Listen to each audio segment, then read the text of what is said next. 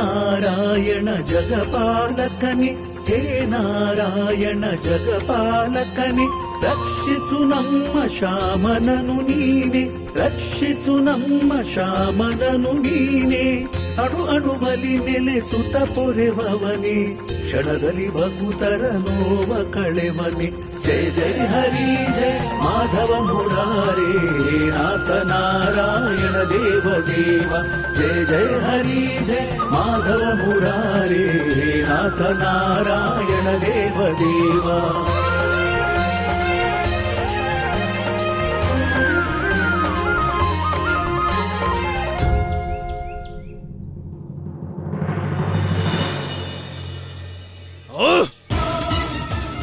ರಣಹೇಳಿ, ಈ ಬಾರಿನು ಮತ್ತೆ ಓಡಿ ಹೋದ್ಯಲ್ಲ ನೀನು. ಆದ್ರೆ ಮರಿಬೇಡ, ನನ್ನ ಹೆಸರು ಕಾಲಯವನೇ. ಈ ಕಾಲಯವನ ನಿನ್ನನ್ನ ಅದೆಷ್ಟೇ ಕಷ್ಟ ಆದ್ರೂ ಎಲ್ಲೇ ಇದ್ರು ಹುಡುಕ್ತಾನೆ. ಕಾಲಯವನ ಎಲ್ಲಿವರೆಗೂ ನಾನ್ ಬಯಸಲ್ವೋ ಅಲ್ಲಿವರೆಗೂ ಈ ಹಸು ರಾಧೆ ವೃಂದಾವನವಾಸಿಗಳು ಅಷ್ಟೇ ಅಲ್ಲ, ನನ್ನ ಅಪ್ಪ ಅಮ್ಮನೂ ಹುಡ್ಕೋಕ್ಕಾಗೋದಿಲ್ಲ ನನ್ನ. ಇನ್ನು ನೀನ್ ನನ್ನ ಹೇಗೆ ಹುಡ್ಕೋಕ್ಕಾಗತ್ತಿ?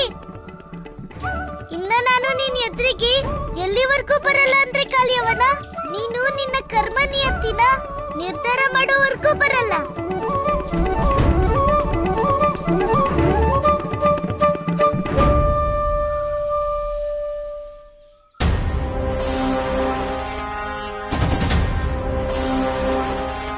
ನನ್ಗೆ ಹೀಗೆ ಕನ್ನಿಸ್ತಾ ಇದೆ, ಇಲ್ಲಿ ಈಗ ತಾನೇ ಯಾರೋ ಇದ್ರು ಅಂತ. ಇಲ್ಲ ಇಲ್ಲ ಕಾಲಯವನ, ಇದು ಖಂಡಿತವಾಗಿ ನಿನ್ನ ಭ್ರಮೆನೇ.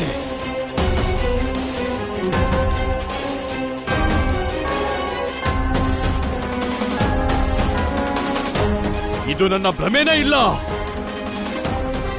ಇಲ್ಲ, ವಂಚಕ ವಿಷ್ಣು ನನಗೆ ಏನೋ ಮೋಸ ಮಾಡ್ತಿದ್ದಾನ. ನಾನು ನಿನ್ನನ್ನ ಬಿಡೋದಿಲ್ಲ. ಎಲ್ಲಿದೆಯೋ ನೀನು?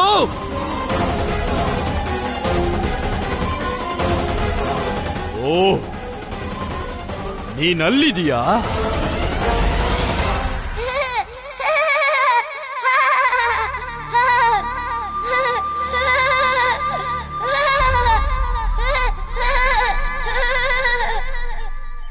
ವಂಚಕ ಬಾಲಕ, ಬಹಳ ನಗು ಬರ್ತಿದ್ಯಾ ನಿನಗೆ? ಒಂದೇ ಒಂದು ಬಾರಿ ನನಗೆ ಸಿಕ್ಕಾಕೊಂಡ್ರೆ ಸಾಕು. ಕಾಲಿಯವನ, ನನ್ನ ಆ ಕಡೆ ಈ ಕಡೆ ಎಲ್ಲ ಹುಡುಕ್ತಿದ್ಯಾ? ನಾನು ಇಲ್ಲಿದ್ದೀನಿ, ಇಲ್ಲಿ ನಿನ್ನ ಎದುರಿಗೆ. ನೀನು ಸಾಕ್ಷಾತ್ ನಿನ್ನ ಸಾವಿನ ಮುಂದೆ ಬಂದಿದೀಯ ಬಾಲಕ. ಈ ಕಾಲಯವನ ನಿನ್ನ ಬಿಡೋದೇ ಇಲ್ಲ. ಮೊದ್ಲು ನನ್ನ ಹಿಡ್ಕೊಂಡಾದ್ರೂ ತೋರ್ಸು, ಬಿಡೋದಿಲ್ಲ ಆಮೇಲೆ ನೋಡಿವಂತೆ. ಬಾಲಕ, ನಿನ್ನ ಮಾಯೆಯು ಅನಂತವು ದೇವ, ನಿನ್ನ ಮಾಯೆಯು ಅನಂತವು ದೇವ. ಶರಣು ಬಂದವರು ಪಡೆದರು ಜೀವ, ಶರಣು ಬಂದವರು ಪಡೆದರು ಜೀವ. ನಿನ್ನನು ಹುಡುಕಲು ಸಾಧ್ಯವೇ ವನದಿ, ನೀ ನೆಲೆಸಿರುವೆ ಭಕ್ತರ ಮನದಿ. ಜಯ ಜಯ ಹರಿ ಜಯ ಮಾಧವ ಮುರಾರಿ, ನಾಥ ನಾರಾಯಣ ದೇವ ದೇವ. ಜಯ ಜಯ ಹರಿ ಜಯ ಮಾಧವ ಮುರಾರಿ, ನಾಥ ನಾರಾಯಣ ದೇವ ದೇವ. ನೀಡಿದ ವಚನವ ಈಡೇರಿಸುವೆ, ನೀಡಿದ ವಚನವ ಈಡೇರಿಸುವೆ. ಬೇಡಲು ಸನ್ಮಾರ್ಗವ ತೋರಿಸುವೆ, ಬೇಡಲು ಸನ್ಮಾರ್ಗವ ತೋರಿಸುವೆ. ನಿನ್ನಲೆ ಮನವಿರಿಸಿದ ಭಕುತರನು ದರ್ಶನವಿತ್ತು ಕೊಡುವೆ ಮೋಕ್ಷವನು. ಜಯ ಜಯ ನಾಥ ನಾರಾಯಣ ದೇವ ದೇವ. ಜಯ ಜಯ ಹರಿ ಜಯ ಮಾಧವ ಮುರಾರೇ, ನಾಥ ನಾರಾಯಣ ದೇವ ದೇವ.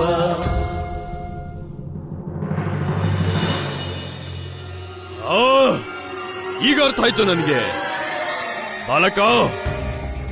ಈ ರೀತಿಯಲ್ಲಿ ನೀನು ಕಾಲಯವನ ಕೈಗೆ ಸಿಗೋದೇ ಇಲ್ಲ. ಈಗ ನೋಡು, ನಾನು ಸಂಪೂರ್ಣ ಬೆಳೆನ ಬೆಂಕಿಯಿಂದ ಬೂದಿ ಮಾಡ್ತೀನಿ.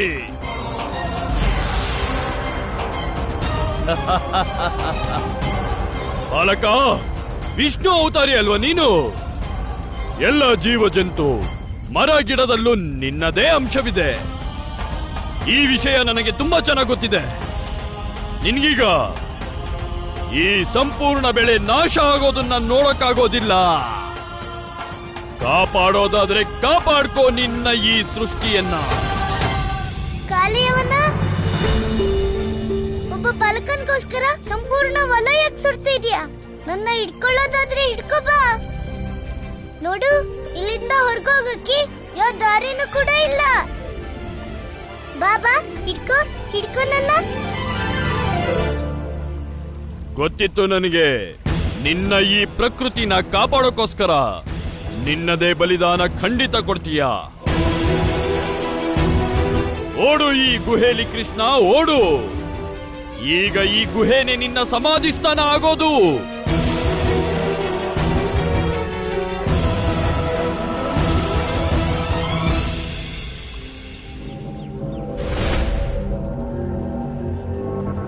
ಓಹೋ, ಅಲ್ಲಿ ಅಡಗಿ ಕೂತಿದ್ಯಾ ನೀನು? ಬಾಲಕ, ಯಾವುದೋ ಸಾಧಾರಣ ಅಸುರ ಅಲ್ಲ ನಾನು. ನಿನ್ನ ಈ ಚಕ್ರವ್ಯೂಹದಲ್ಲಿ ಸಿಕ್ಕಾಕೊಳ್ಳೋಕೆ ಬದಲಿಗೆ ಮಹಾರಾಜ ಕಾಲ ಯವನ ನಾನು. ನನ್ನ ಹತ್ರ ಸಾವುನು ಬುದ್ಧಿವಂತಿಕೆ ತೋರ್ಸೋಲ್ಲ. ಈಗ ನೋಡು, ನೀನು ಸ್ವತಃ ನನ್ನ ಚಕ್ರವ್ಯೂಹದಲ್ಲಿ ಸಿಕ್ಕಾಕೊಂಡೆ.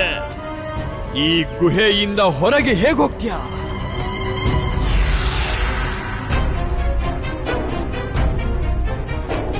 ನಿನ್ನನ್ನ ಕಂಸನ ಹತ್ರ ನಾನು ಜೀವಂತವಾಗಿಯೇ ಕರ್ಕೊಂಡು ಹೋಗ್ಬೇಕು ಅನ್ಕೊಂಡಿದ್ದೆ. ಆದ್ರೆ ನನಗೇನನ್ನಿಸ್ತಾ ಇದೆ ಅಂದ್ರೆ, ನಿನ್ನ ಎಲ್ಲಿಗೂ ಜೀವಂತ ಕರ್ಕೊಂಡು ಹೋಗೋಕೆ ಸಾಧ್ಯವಿಲ್ಲ. ಆಗಲಿ.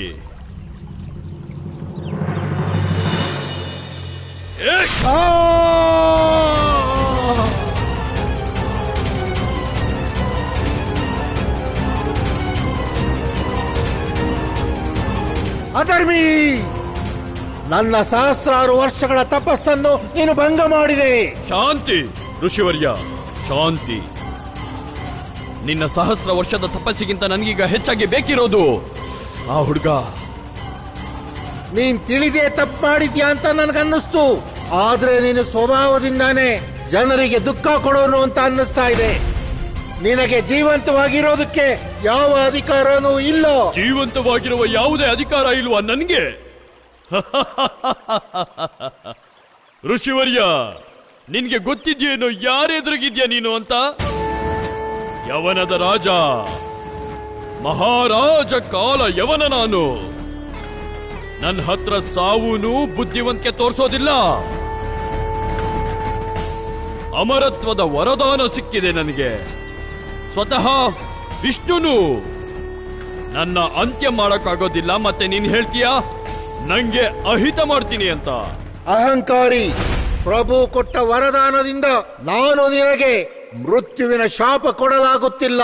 ಆದರೆ ಭವಿಷ್ಯದಲ್ಲಿ ಯಾವುದೇ ಋಷಿಯ ತಪಸ್ಸನ್ನು ಭಂಗ ಮಾಡಿದಲ್ಲಿ ಆ ಕ್ಷಣವೇ ನೀನು ಭಸ್ಮವಾಗಿ ಹೋಗುವೆ.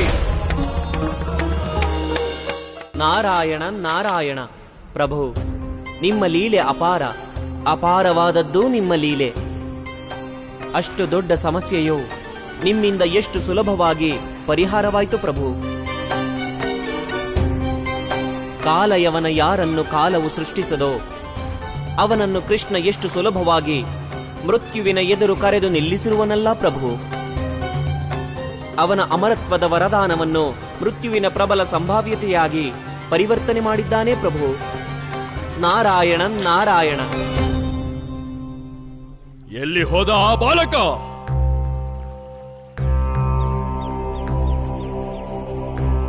ಅಯ್ಯೋ ಪ್ರಭುವೇ, ನನ್ನ ತಪಸ್ಸು ಅಪೂರ್ಣವಾಯಿತಲ್ಲ.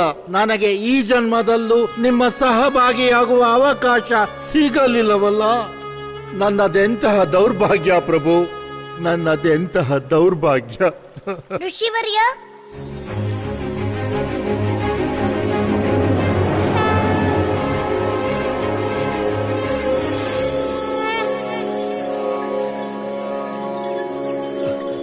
ನನ್ನ ಪ್ರಭುವೇ, ನನ್ನ ಶ್ರೀರಾಮ.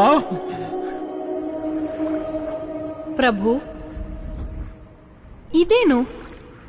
ಋಷಿವರ್ಯರಿಗೆ ಕೃಷ್ಣನಲ್ಲಿ ಶ್ರೀರಾಮನ ದರ್ಶನವೇ? ದೇವಿ, ಅವರು ಸಾಧಾರಣ ಋಷಿಯಲ್ಲ, ಬದಲಿಗೆ ಋಷಿ ಮಾತಾಂಗರು. ರಾಮಾವತಾರದ ಸಮಯ ಇವರು ನನ್ನ ಪರಮ ಭಕ್ತ ಹನುಮಂತನ ಗುರುಗಳು. ನಾನು ಲಂಕೆಯಿಂದ ಅಯೋಧ್ಯೆಗೆ ಮರಳುತ್ತಿದ್ದ ಸಂದರ್ಭ ಕಿಷ್ಕಿಂಧೆಯಲ್ಲಿ ಋಷಿ ಮಾತಾಂಗರನ್ನು ಭೇಟಿಯಾಗಿದ್ದೆ. ನಾನು ನಿಮಗೆ ಆಭಾರಿ ಋಷಿವರ್ಯ. ಅಂದು ಹನುಮಂತನಿಗೆ ನೀವು ಕೊಟ್ಟಂತಹ ಶಿಕ್ಷಣ ಮತ್ತು ಕೌಶಲ್ಯ, ಅದರ ಕಾರಣ ನಾವು ಲಂಕೆಯ ಮೇಲೆ ವಿಜಯ ಪಡೆದೆವು. ಪ್ರಭು, ನನ್ನ ಶಿಕ್ಷಣ ಹನುಮಂತನ ಮೂಲಕವಾಗಿ ನಿಮ್ಮ ಉಪಯೋಗಕ್ಕೆ ಬಂತು. ಆದರೆ ನಾನು ಪ್ರತ್ಯಕ್ಷ ರೂಪದಲ್ಲಿ ನಿಮ್ಮ ಕಾರ್ಯಕ್ಕೆ ಸಹಭಾಗಿಯಾಗುವ ಸೌಭಾಗ್ಯ ಪ್ರಾಪ್ತವಾಗಲಿಲ್ಲ. ಪ್ರಭು, ನನಗೆ ವಚನ ನೀಡಿರಿ ಪ್ರಭು. ನೀವು ನನಗೆ ಪ್ರತ್ಯಕ್ಷ ರೂಪದಲ್ಲಿ ನಿಮ್ಮ ಕಾರ್ಯಕ್ಕೆ ಸಹಭಾಗಿಯಾಗುವ ಅವಕಾಶ ಮಾಡಿಕೊಡಬೇಕು. ನಿಮಗೆ ವಚನ ನೀಡುವೆ ಋಷಿವರ್ಯ. ಭವಿಷ್ಯದಲ್ಲಿ ನನ್ನ ಕಾರ್ಯಕ್ಕೆ ನೀವು ಸಹಭಾಗಿ ಅವಶ್ಯವಾಗುವಿರಿ.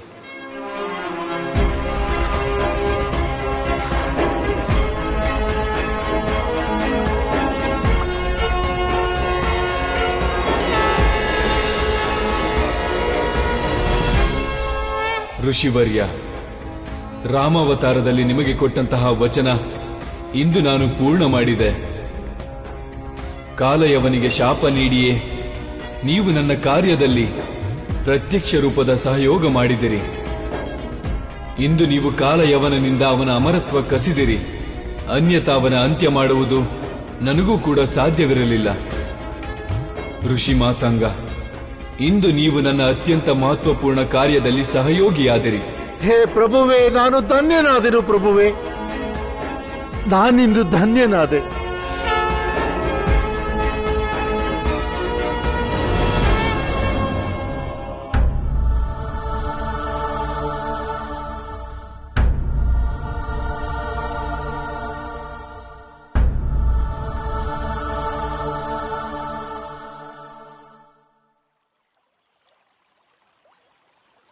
ಋಷಿವರ್ಯ, ಇತ್ತಗೊಳ್ಳಿ, ನೀರ್ ಸೇವನೆ ಮಾಡಿ.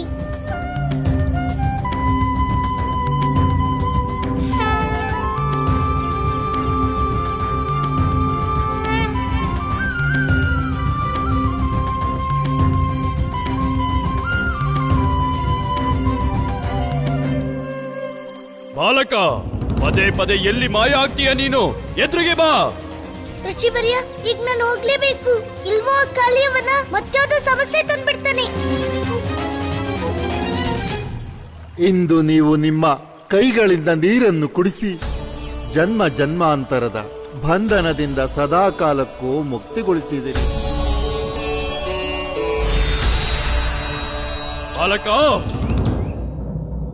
ಆದಷ್ಟು ಬೇಗ ನೀನು ನನ್ನ ಮುಂದೆ ಬರದೇ ಇದ್ರೆ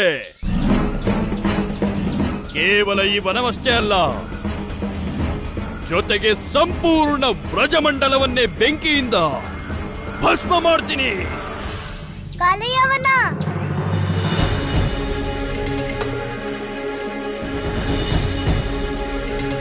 ನೀನಷ್ಟೆಲ್ಲ ಪರಿಶ್ರಮ ಪಡು, ಯಾವ ಅವಶ್ಯಕತೆನೂ ಇಲ್ಲ. ನೋಡು, ನಾನ್ ನಿನ್ ಎದುರಿಗೇನೆ ನಿಂತಿದ್ದೀನಿ.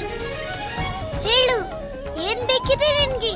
ಈಗೇನಾದ್ರೂ ನೀನು ನನಗೆ ಮೋಸ ಮಾಡೋದಕ್ಕೆ ಪ್ರಯತ್ನ ಮಾಡಿದ್ರೆ? ಕಾಲಯವನ, ನಾನು ಯಾವತ್ತೂ ಯಾರಿಗೂ ಕೂಡ ಮೋಸ ಮಾಡೋದೇ ಇಲ್ಲ. ಆದ್ರೆ ಜನರೇ ಅವರ ವಿಫಲತೆಯನ್ನ ನಾನ್ ಮೋಸ ಮಾಡ್ದೆ ಅನ್ಕೋತಾರೆ. ಕಾಲಯವನ ಎಂದು ವಿಫಲ ಆಗೋದಿಲ್ಲ. ನಾನು ನಿನ್ನನ್ನು ಆದಷ್ಟು ಬೇಗ ಕಂಸನ ಎದುರಿಗೆ ಕರ್ಕೊಂಡು ಹೋಗ್ತೀನಿ. ನಡಿ ನನ್ ಜೊತೆ. ಕಾಲಯವನ, ಈಗದು ಸಾಧ್ಯವಾಗೋದಿಲ್ಲ. ನಾನು ಹೇಳಿದ್ನಲ್ವ ಕಾಲಯವನ, ನಿನ್ ವಚನ ಮರಿಬೇಡ ಅಂತ. ಆದ್ರೆ ಅನ್ಸುತ್ತೆ ನೀನ್ ನಿನ್ ವಚನ ಮರ್ತೇ ಬಿಟ್ಟೆ ಕಾಲಯವನ. ವಚನ ಕೊಡ್ತಾನೆ ಕಾಲಯವನ. ನಾನೇನಾದ್ರೂ ಮಾರ್ಗ ಮಧ್ಯೆ ವಿಶ್ರಾಂತಿ ಮಾಡಿದ್ರೆ ಮರಳಿ ನೀನು ಬರೋದನ್ನ ತಡೆಯೋದೇ ಇಲ್ಲ. ಏನಾದ್ರೂ ನೆನ್ಪಾಯ್ತ ಕಾಲಯವನ? ನಿನ್ಗೇನಾದ್ರೂ ನಿನ್ ವಚನ ನೆನ್ಪಿದ್ರಿ ಆಗ ಇದು ನೆನ್ಪಿರುತ್ತೆ. ನೀನು ದಾರಿಲಿ ಮಲ್ಕ್ಬಿಟ್ಟಿದ್ದೆ, ಅದು ಗಾರ್ಡನ್ ಇದ್ರಲ್ಲಿ.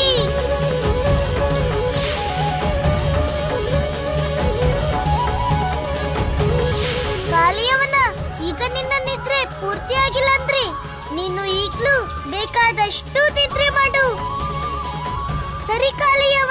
ನೀನ್ ವಿಶ್ರಾಂತಿ ಮಾಡು.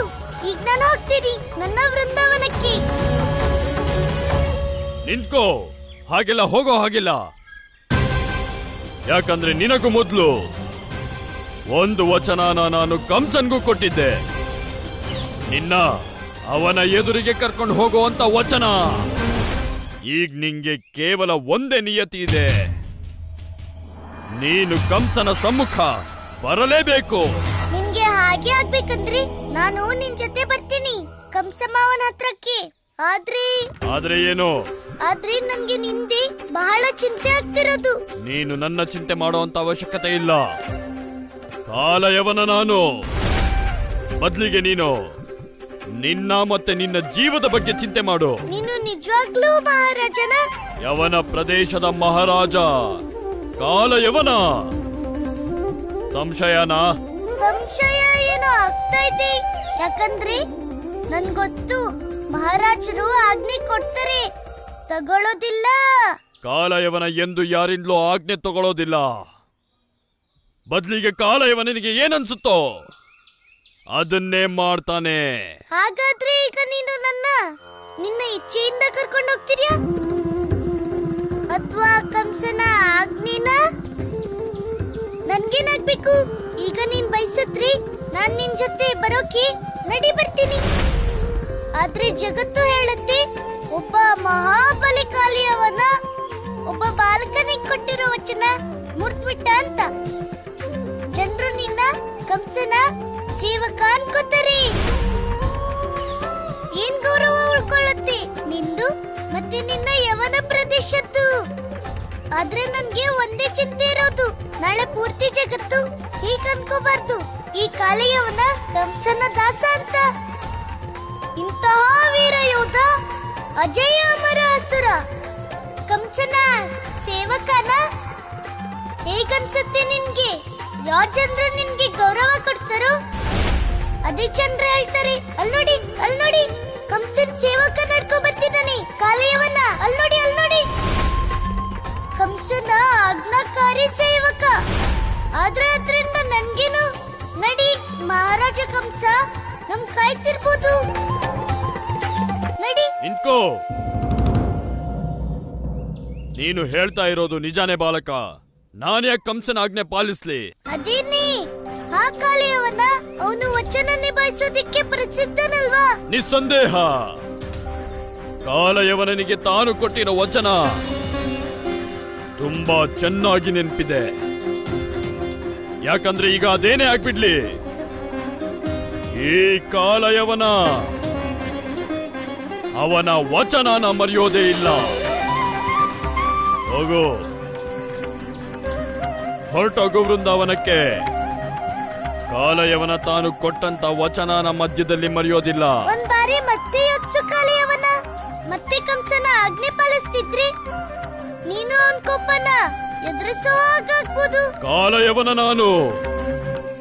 ಸಾಕ್ಷಾತ್ ಸಾವು ಕೂಡ ನನ್ನ ನೋಡಿ ಭಯ ಪಡುತ್ತೆ. ಈ ಸಮಸ್ತ ಜಗತ್ತಿನಲ್ಲಿ ನನಗೆ ಯಾರಿಂದಲೂ ಭಯವಿಲ್ಲ. ಹೋಗು. ನೀನ್ ಹೇಳ್ದಾಗೆ ಆಗ್ಲಿ ಕಾಲೆಯವನ.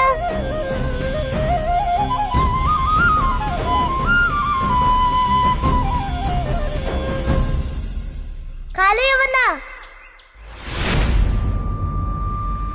ಇನ್ನೊಂದ್ ವಿಷಯ, ಕಂಸನ್ ಸಾವಂತೂ ನಿಶ್ಚಿತನೇ. ಆದ್ರೆ ನಿನ್ ಕಂಸನ್ ಮಾತುಗಳನ್ನ ಮಾತ್ರ ಕೇಳ್ಬೇಡ. ಯಾಕಂದ್ರೆ ಈಗ ನಿನ್ನ ಅಮರತ್ವದ ವರದಾನ ಸಮಾಪ್ತವಾಗ್ಬಿಟ್ಟಿದೆ.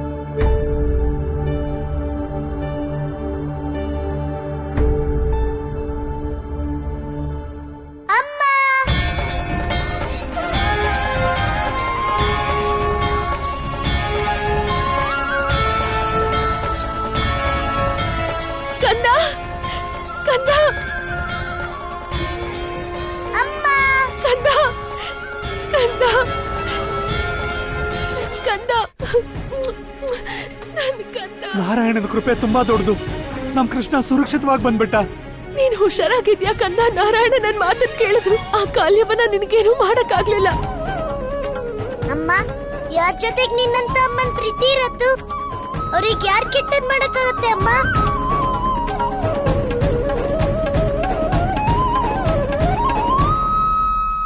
ಆದ್ರೆ ಕೃಷ್ಣ, ನನ್ಗಂತೂ ಅರ್ಥನೇ ಆಗ್ತಾ ಇಲ್ವಲ್ಲ. ಕಾಲಯವನನಿಂದ ಹೇಗ್ ಪಾರಾದೆ? ಮೋಸ, ಮಹಾರಾಜ ಕಾಲಯವನನ್ನೇ ಮೋಸ ಮಾಡಿಬಿಟ್ಟ. ಆ ವಂಚಕ ವಿಷ್ಣುವಿನ ಪರಮಾವತಾರ ಮೋಸ ಮಾಡಿಬಿಟ್ಟ. ಕಂಸ, ಆ ಬಾಲಕನಿಗೆ ಅನ್ನಿಸ್ಬೋದು ಅವನು ಮೋಸ ಮಾಡಿದಾನೆ ಅಂತ. ನಿನ್ಗೆ ಅನ್ನಿಸ್ತಾ ಇರೋದು ಕೂಡ ನನಗೆ ಮೋಸ ಆಗಿದೆ ಅಂತ. ಆದ್ರೆ ಇದು ಮೋಸ ಅಲ್ಲ, ಬದಲಾಗಿ ವಚನ, ಮಹಾರಾಜ ಕಾಲಯವನನ ವಚನ. ಈಗ ಅದೇನ್ ಬೇಕಾದ್ರೂ ಆಗ್ಲಿ, ಕಾಲಯವನ ತನ್ನ ವಚನ ಖಂಡಿತ ನಿಭಾಯಿಸ್ತಾನೆ. ಖಂಡಿತ ನಿಭಾಯಿಸುತ್ತಾನೆ. ಯಾವಾಗಲೂ ವಚನ ಹೀಗೆಯೇ ಮಾಡುವುದಾತ. ವಿಚಿತ್ರ ವಚನ, ನೇರ ನೇರ ಮಾತುಗಳು, ಮಿಥ್ಯ ಪ್ರಲೋಭನೆ, ಸುಳ್ಳು ಹೊಗಳಿಕೆ, ಇದನ್ನೇ ಮಾಡುತ್ತಾನೆ. ಇವೇ ಅವನ ಶಸ್ತ್ರಗಳು. ಆದರೆ ನನಗೆ ಅರ್ಥವೇ ಆಗುತ್ತಿಲ್ಲ, ಈ ಅಸುರರು ಎಂದಿನಿಂದ ಹೀಗೆ ವಚನಬದ್ಧರಾದದ್ದು.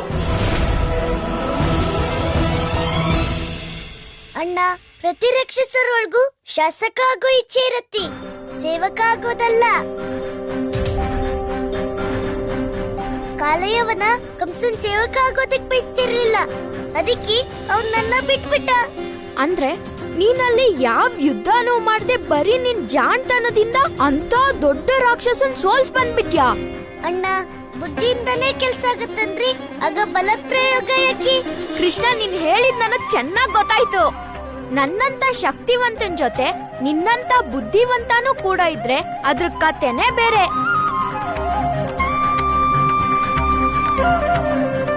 ಆಗ್ಲೇ ನಾನ್ ನನ್ ಬಲಾನ ಸರಿಯಾಗಿ ಪ್ರಯೋಗ ಮಾಡ್ಬೋದು.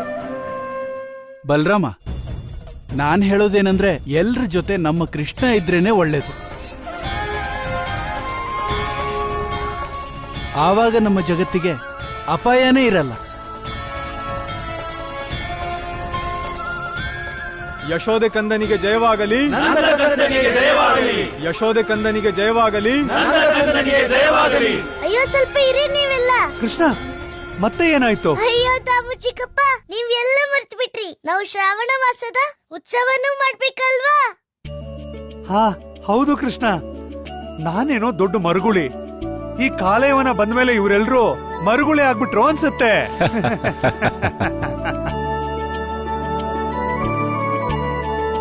ಏನೂ ತೊಂದರೆ ಇಲ್ಲ ಕೃಷ್ಣ, ನೀನು ಹೇಳದ್ಮೇಲೂ ಒಂದು ಉತ್ಸವ ಹಾಕ್ದಿದ್ರೆ ಏನ್ ಚೆನ್ನಾಗಿರುತ್ತೆ ಹೇಳು. ಆದ್ರೆ ತಾಮು ಚಿಕ್ಕಪ್ಪ, ಉತ್ಸವ ಹೇಳಿದ ಕೂಡ್ಲೆ ಆಗ್ಬಿಡತ್ತ, ನೀವೇ ಹೇಳಿ. ಅದಕ್ಕಾಗಿ ತುಂಬಾ ಕೆಲ್ಸನೂ ಮಾಡ್ಬೇಕಾಗತ್ ನಾವು. ಅಣ್ಣ, ಸಿದ್ಧತೆ ಮಾಡು. ನಾಳೆನೇ ಋತುರಾಜನ್ ಪ್ರತಿಮೆ ತರೋಕೆ ಮಹಾವನಕ್ಕೆ ಹೋಗೋಣ. ಹಾಗೆ ಆಗ್ಲಿ ಕೃಷ್ಣ. ಕಾಲಯವನ, ನಿನಗಂತೂ ಭಾಸವೂ ಆಗಿಲ್ಲ. ನೀನು ಇಂದು ನಿನ್ನ ಮೃತ್ಯು ನಿಶ್ಚಯ ಮಾಡಿಕೊಂಡು ಬಂದಿರುವೆ. ನನಗೆ ತಿಳಿದಿದೆ ಆ ಮಾಯಾವಿ ಬಗ್ಗೆ. ನೋಡುತ್ತಿರು, ನೀನು ಭವಿಷ್ಯದಲ್ಲಿ ಯಾರು ನಿನಗೆ ಶಾಪ ಕೊಟ್ಟರೋ ಅದೇ ಋಷಿಯ ತಪಸ್ಸು ಭಂಗ ಮಾಡುವೆ. ಇಲ್ಲ, ಮತ್ತು ಅದರ ನಂತರ ಆತನಿಂದಲೇ ನಿನ್ನ ಕಂಸನಾಮ ಸತ್ಯವಾಗಲಿದೆ. ಇಲ್ಲ, ಎಂದಿಗೂ ಇಲ್ಲ. ಯಾರು ಕೂಡ ನನ್ನ ಸಾಯಿಸೋಕ್ಕಾಗಲ್ಲ. ಯಾರು ಸಾಯಿಸಲಾಗದು ಅಲ್ಲ, ಸಾಯಿಸಲು ಆಗುತ್ತಿರಲಿಲ್ಲ. ಭೂತಕಾಲ, ಅದು ಭೂತಕಾಲದಲ್ಲಿ. ಇಂದು ಈ ಕಾಲದಲ್ಲಿ ನಿನ್ನನ್ನು ಯಾರು ಬೇಕಾದರೂ ಕೊಲ್ಲಬಹುದು. ಈ ಕಾಲದಲ್ಲಿ ನೀನು ಸಾಯಬಹುದು. ಅಮರ ಕಾಲಯವನ, ಕಾಲಯವನ ನಾನು. ಸಾವುನು ನನ್ನ ಹತ್ರ ಬುದ್ಧಿವಂತಿಕೆ ತೋರಿಸೋದಿಲ್ಲ. ನನ್ನ ಸಾವನ್ನ ನಿಶ್ಚಯ ಮಾಡಿರೋ ಆ ಬಾಲಕನ ಸಾವನ್ನ ನಾನು ನಿಶ್ಚಯ ಮಾಡ್ತೀನಿ. ನಾನು ನಿಶ್ಚಯ ಮಾಡ್ತೀನಿ ಅವನ ಸಾವನ್ನ. ಹೌದು, ನಾನು ನಿಶ್ಚಯ ಮಾಡುವೆ. ನಾನು ಮಿಥ್ಯ ಪ್ರಲೋಭನೆ, ಸುಳ್ಳು ಪ್ರಶಂಸೆ, ಭಗವಂತ ಭಗವಂತ ಭಗವಂತ ಭಗವಂತ, ಬೃಂದಾವನ ವೃಂದಾವನ. ಏನಾಯ್ತು ವೃಂದಾವನದಲ್ಲಿ? ಉತ್ಸವ, ಶ್ರಾವಣ ಉತ್ಸವದ ಸಿದ್ಧತೆ ನಡೆಯುತ್ತಿದೆ ಭಗವಂತ.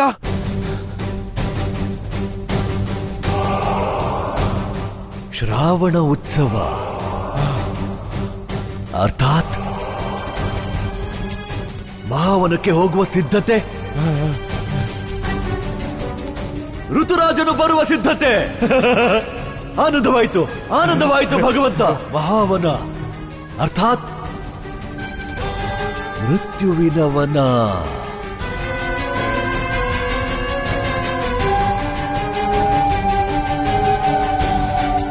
ಮೃತ್ಯು. ಅಮ್ಮ, ಅಪ್ಪ, ಮಧುಮಂಗಲ, ದಾಮ, ನೋಡಿ ನಾನ್ ತಯಾರಾಗಿದ್ದೀನಿ. ನಾವು ಮಹಾವನಕ್ಕೆ ಹೋಗೋದಿಕ್ಕೆ ತಡ ಆಗ್ತಿದೆ. ನಿಮ್ಮೆಲ್ರಿಗೂ ಇಷ್ಟ ಸಮಯ ಯಾಕ್ಬೇಕು? ಮಧು, ಮಂಗಲ, ದಾಮ, ನಾನ್ ತಯಾರಾಗಿದ್ದೀನಿ. ಬನ್ನಿ ಹೊರಗೆ. ಕಂದ, ಕಂದ,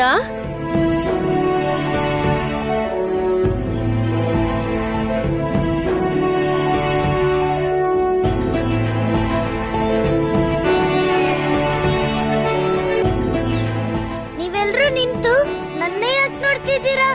ನಡೀರಿ. ಏನಾಯ್ತು? ನೀವೆಲ್ರೂ ಹೀಗೆ ಯಾಕೆ ನಿಂತಿತ್ತು? ಏನೋ ಉತ್ಸವಕ್ಕಿಂತಲೂ ತುಂಬಾ ದೊಡ್ಡ ವಿಷಯ ಗೊತ್ತದಂಗಿದೆ ನಿಮ್ಗೆ. ವಿಷಯ ಬಹಳ ದೊಡ್ಡದೇ ಕೃಷ್ಣ. ಅಪ್ಪ, ಅಂತದ್ದೇನ್ ವಿಷಯ? ಸ್ವಲ್ಪ ನನ್ಗೂ ಹೇಳ್ತೀರಾ?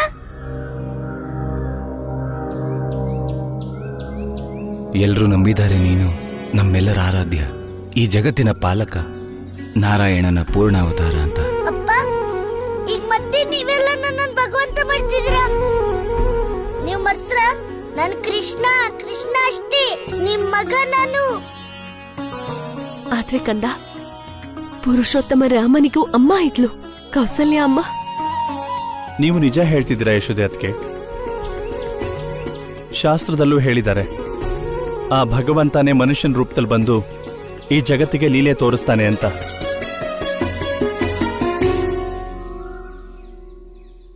ಈಗ ನೀವು ನನ್ನ ಭಗವಂತ ಅನ್ಕೊಂಡ್ಮೇಲೆ ಈಗ ನಾನು ಏನ್ ಮಾಡಕ್ಕಾಗುತ್ತೆ?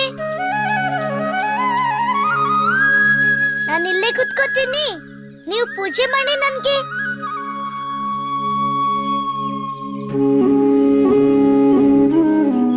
ಕಂದ, ನೀನ್ ಯಾಕೆ ಅಳ್ತಿದ್ಯಾ? ಈಗ ನಾನು ಅಳ್ದೆ ಏನ್ ಮಾಡ್ಲಿ ಅಮ್ಮ? ನೋಡ್ತಾ ನೋಡ್ತಾ ನೀವೆಲ್ರೂ ನನ್ನ ಭಗವಂತ ಮಾಡ್ಬಿಟ್ರಿ.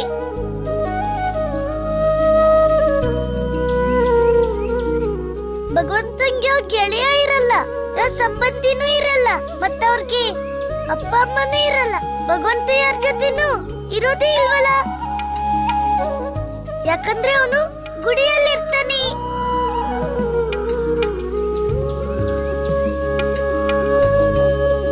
ಸರಿ, ನಾನೊಂದ್ ಕೆಲ್ಸ ಮಾಡ್ತೀನಿ, ನಾನ್ ಗುಡಿಗೆ ಹೋಗಿ ಕುತ್ಕೋತೀನಿ. ಮತ್ತೆ ನೀವೆಲ್ರೂ ನನ್ನ ಅಲ್ಲೇ ನೋಡಕ್ ಬನ್ನಿ. ಆದ್ರೆ ಜೊತೆ ಬರ್ತಾ ಆರ್ತಿ ದೀಪನೂ ತಗೊಂಬನ್ನಿ. ಅಣ್ಣ, ನೀವು ನನ್ಗೆ ಕಮಲದ ಹೂ ತಗೋಬನ್ನಿ. ನನ್ಗೆ ತುಂಬಾ ಖುಷಿ ಆಗತ್ತೆ. ಭಗವಂತ ವಿಷ್ಣುವಿನ ಅವತಾರ ಅಲ್ವಾ, ಅದಕ್ಕೆ.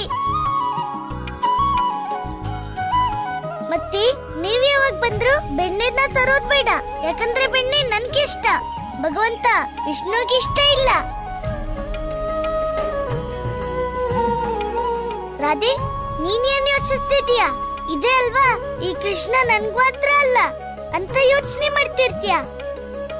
ಅದಕ್ಕಾಗಿ ಇನ್ನು ನನ್ನ ಗೊಲ್ಲ ಅಲ್ಲ, ಬದ್ಲಿಗೆ ಭಗವಂತ ಅಂತ ಕರಿಬೇಕು. ಮತ್ತೆ ಅಪ್ಪ, ನೀವು ನನ್ನ ಪ್ರಭು ಅಂತ ಕರಿಬೇಕು.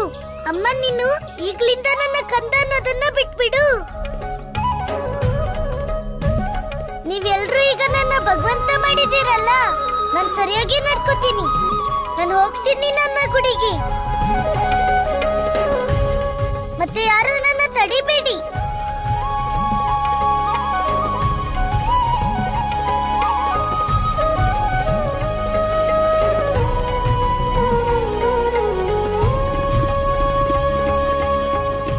ನಾರಾಯಣ ನಾರಾಯಣ.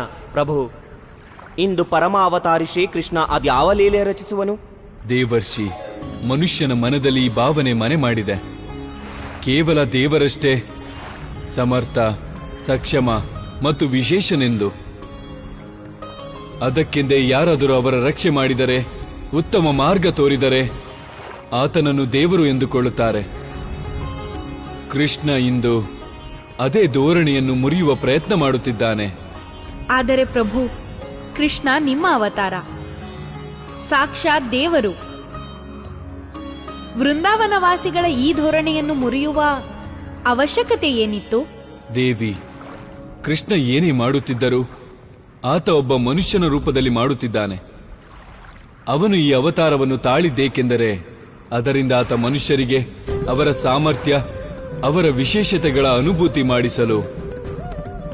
ಮನುಷ್ಯ ತನ್ನ ಕರ್ಮಗಳಿಂದ ತಮ್ಮ ಸಮಸ್ಯೆಗಳನ್ನು ದೂರ ಮಾಡಿಕೊಳ್ಳಲೆಂದು. ಆದರೆ ಈಗ ವೃಂದಾವನವಾಸಿಗಳು ಕೃಷ್ಣನನ್ನು ದೇವರೆಂದುಕೊಂಡರೆ ಮತ್ತೆ ಅವರು ಕರ್ಮವನ್ನು ತ್ಯಜಿಸಿ ಭಕ್ತಿಯ ಕಡೆ ಮುಖ ಮಾಡುತ್ತಾರೆ. ಸಕ್ರಿಯ ಪ್ರಯತ್ನದ ಸ್ಥಾನದಲ್ಲಿ ನಿಷ್ಕ್ರಿಯ ಭಕ್ತಿಗೆ ಅಧಿಕ ಮಹತ್ವ ನೀಡುತ್ತಾರವರು. ಮತ್ತು ಆಗ ಶ್ರೀಕೃಷ್ಣನ ಅವತಾರದ ಉದ್ದೇಶ ಪೂರ್ಣಗೊಳ್ಳದು. ನಾರಾಯಣ ನಾರಾಯಣ, ನಾನು ತಿಳಿದುಕೊಂಡೆ ಪ್ರಭು, ನಾನು ತಿಳಿದುಕೊಂಡೆ. ಅದಕ್ಕಾಗಿ ಕೃಷ್ಣ ಮತ್ತೆ ಮತ್ತೆ ತಾನು ದೇವರೆಂಬುದನ್ನು ಸ್ವೀಕರಿಸುತ್ತಿಲ್ಲ. ಆದ್ದರಿಂದ ಆತ ಈ ಸಮಸ್ತ ಜಗತ್ತಿನಲ್ಲಿ ಸದಾ ಕರ್ಮದ ಮಹಿಮೆ ಸ್ಥಾಪನೆ ಮಾಡುತ್ತಾನೆ. ನಾರಾಯಣ ನಾರಾಯಣ. ಎಂತ ವಿಚಿತ್ರ ಜಗತ್ತಿದ್ದು! ಒಬ್ಬ ಚಿಕ್ಕ ಹುಡ್ಗನ್ನಿ ದೇವ್ರನ್ ಮಾಡ್ಬಿಟ್ರಲ್ಲ. ಯಾರೊಬ್ರು ಒಂದ್ ಮಾತಿಗೂ ಹೇಳಲೇ ಇಲ್ಲ ಹೋಗ್ಬೇಡ ಅಂತ. ಈಗ ನಾನ್ ಗುಡಿಯಲ್ಲಿ ದಿನ ಪೂರ್ತಿ ಕುತ್ಕೊಂಡು ಏನ್ ಮಾಡ್ಬೇಕು? ಅದೇ ಭೋಜನ, ಅದೇ ವಿಶ್ರಾಂತಿ, ಅದೇ ಪೂಜೆ. ಗೊಲ್ಲ, ನಿಂತ್ಕೋಗೊಲ್ಲ. ರಾಧಿ, ಏನಾಯ್ತು ಮತ್ತೆ? ನಿನ್ನ ಯಾಕೆ ಗೊಲ್ಲ ಅಂದಿ? ನೀನ್ ಮರ್ತ್ಯಾ? ನಾನು ಭಗವಂತ. ಈಗ ಸಾಕ್ ನಿಲ್ಸೋಗೊಲ್ಲ. ನಮ್ ವೃಂದಾವನ ವಾಸಿಗಳ ವಿಷಯ ನಿಂಗ್ ಗೊತ್ತಿಲ್ಲ. ನಾವದೇನೇ ಹೇಳಿ, ಆದ್ರೆ ನೀನ್ ನಮ್ಮೆಲ್ಲರ ಕೃಷ್ಣನೇ. ಈಗ ನೀನು ಭಗವಂತ ಆದ್ರೆ ನಾನು ದೇವಿನೇ.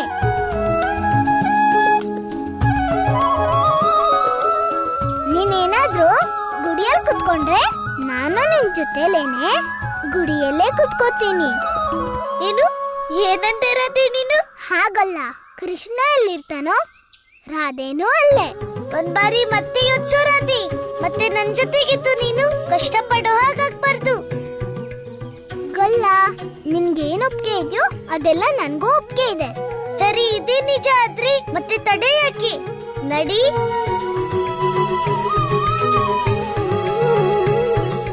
ಇದೇನಿದು ದೇವಿ, ನೀನು ನನ್ನ ಜೊತೆ? ಪ್ರಭು, ನನ್ನ ಜನ್ಮವೇ ನಿಮ್ಮ ಲೀಲೆಯಲ್ಲಿ ಸಹಾಯಕಿಯಾಗಲು ಆಗಿದ್ದು. ಈಗ ಈ ಶುಭ ಕಾರ್ಯದಲ್ಲಿ ನಾನು ಹಿಂದೆ ಹೇಗೆ ಉಳಿಯಲಿ? ಎಲ್ಲಿ ನೀವೋ ಅಲ್ಲೇ ನಾನು.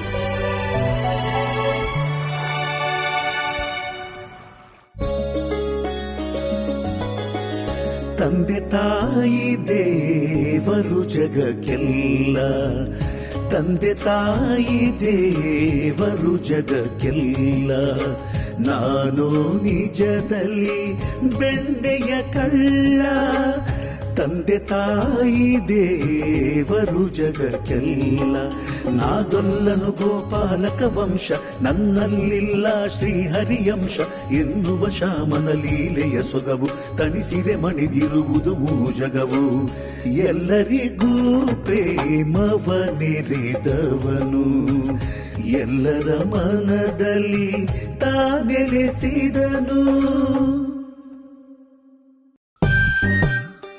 ದೇವಿ, ಹೇಳಿರಿ ನನ್ನ ಭಕ್ತರಿಗೆ, ಅವರು ಭಗವಂತನಿಗೆ ದಾರಿ ಬಿಡೋದಿಕ್ಕೆ. ಭಕ್ತರೇ, ಭಗವಂತನ್ಗೆ ಗುಡಿಗೆ ಹೋಗೋಕ್ ಬಿಡಿ. ಮೊದಲು ಅವ್ರ ಧಾಮದಲ್ಲಿ ವಿಶ್ರಾಂತಿ ತಗೊಳ್ಳಿ. ನಂತರ ನೀವೆಲ್ಲರೂ ಅವ್ರ ದರ್ಶನ ಮಾಡೋಕ್ಕಾಗತ್ತೆ. ದೇವಿ, ಭಕ್ತರಿಗೆ ಈ ವಿಷಯವನ್ನು ಹೇಳಿ. ಈ ಪ್ರಥಮ ದರ್ಶನ ಅವರಿಗೆ ಸಿಗೋದು ಯಾರೋ ನಂದರಾಣಿ ಮನೆಯಿಂದ ನನಗಾಗಿ ಬೆಣ್ಣೆ ತಂದವರಿಗೆ. ಕಂದ, ನೀನೆಂತ ನಿರ್ಮೋಹಿನು.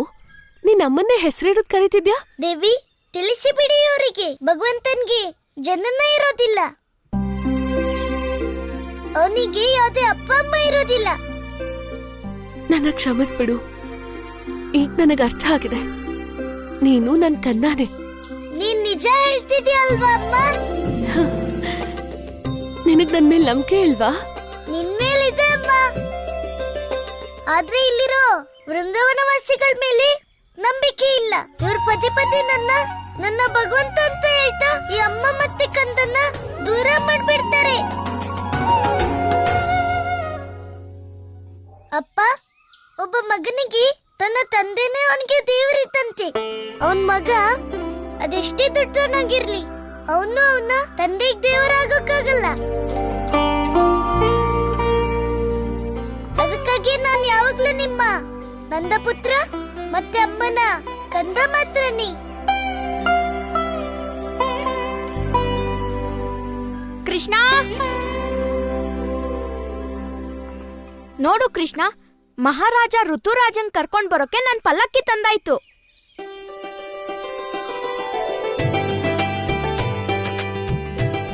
ಹೋಗೋಣ್ವಾ ಋತುರಾಜನ್ ಮೂರ್ತಿ ತರೋಕೆ? ಮಹಾರಾಜ ಋತುರಾಜನಿಗೆ, ಋತುರಾಜ ದೇವನಿಗೆ, ಮಹಾರಾಜ ಋತುರಾಜನಿಗೆ ಜೈ.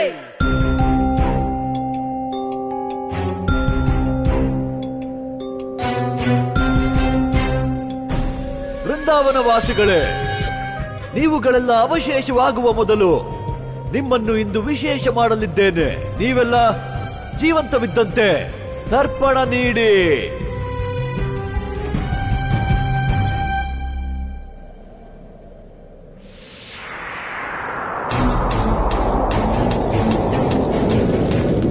ಕಂಸ ಮಾತ್ರ ಸತ್ಯವು, ಕಂಸ ಮಾತ್ರ ಶಾಶ್ವತ, ಕಂಸ ಮಾತ್ರ ಸತ್ಯವು.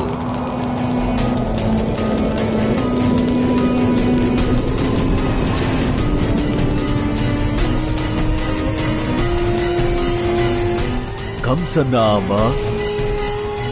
ಸತ್ಯವು. ಇಂದು ನಾನು ಮಾಡಿದೆ ವೃಂದಾವನವಾಸಿಗಳ ತರ್ಪಣ ವಿಶೇಷ. ಇನ್ನು ಯಾರೂ ಉಳಿಯುವುದಿಲ್ಲ ಶೇಷ. ಚಕ್ರಧಾರಿ, ನಿನ್ನ ಕೃಷ್ಣನು ಕೂಡ ಮಹಾರಾಜ ಋತುರಾಜನಿಗೆ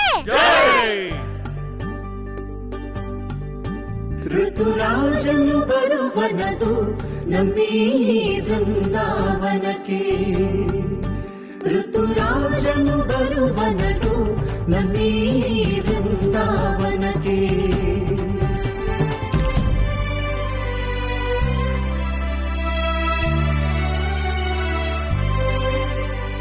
ಬಂದಿದೆ ಶ್ರಾವಣದೋತ್ಸವವು, ಅರಳಿದ ಹೂಗಳ ಸಂಭ್ರಮವು, ಸುತ್ತಿದೆ ಎಲ್ಲೆಡೆ ಹಸಿರಸಿರಿ, ಮೋಡ ಹರಿಸಿರಲು ನೀರಜರಿ, ಆನಂದದಮೃತದ ಮಳೆಯದು ಹನಿದಿದೆ ಮನ ಮನದಂಗಣಕ್ಕೆ. ಋತುರಾಜನು ಬರುವನದು ನಮ್ಮೀ ವೃಂದಾವನಕ್ಕೆ. ಋತುರಾಜನು ಬರುವನದು ನಮ್ಮೀ ವೃಂದಾವನಕ್ಕೆ.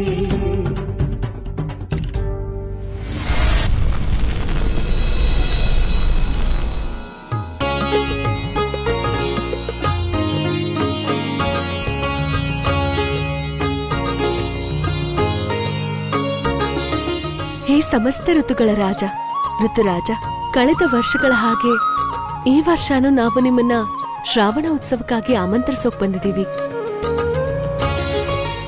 ನಮ್ಮ ಜೀವನದ ಆನಂದ ನೀವಿಲ್ದೆ ಅಪೂರ್ಣ ಋತುರಾಜ. ಅದಕ್ಕೆ ನಮ್ಮ ಆಮಂತ್ರಣ ಸ್ವೀಕಾರ ಮಾಡಿ ನಮ್ಮ ಜೀವನಕ್ಕೆ ಬಂದು ದುಃಖ ಭಯ ಕ್ಲೇಶಗಳನ್ನ ದೂರ ಮಾಡಿ ಹಾಗೆ ಸಂತೋಷದ ಸಂಚಾರ ಮಾಡಿಸಿ. ಋತುರಾಜ ಮಹಾರಾಜನಿಗೆ ಎಲ್ಲ ಹೇಳಿ ಮಧುಮಾಸಕ್ಕೆ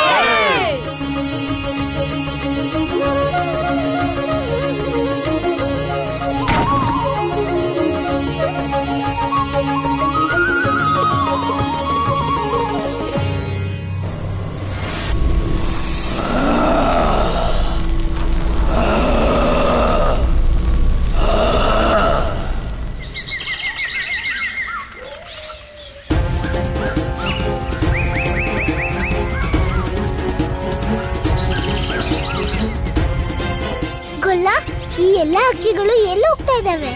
ನನ್ಗನ್ಸುತ್ತೆ ಎಲ್ಲ ಹಕ್ಕಿನೂ ವೃಂದಾವನ ಬಿಟ್ಟು ಹೋಗ್ತಾ ಇದ್ದಾವೆ.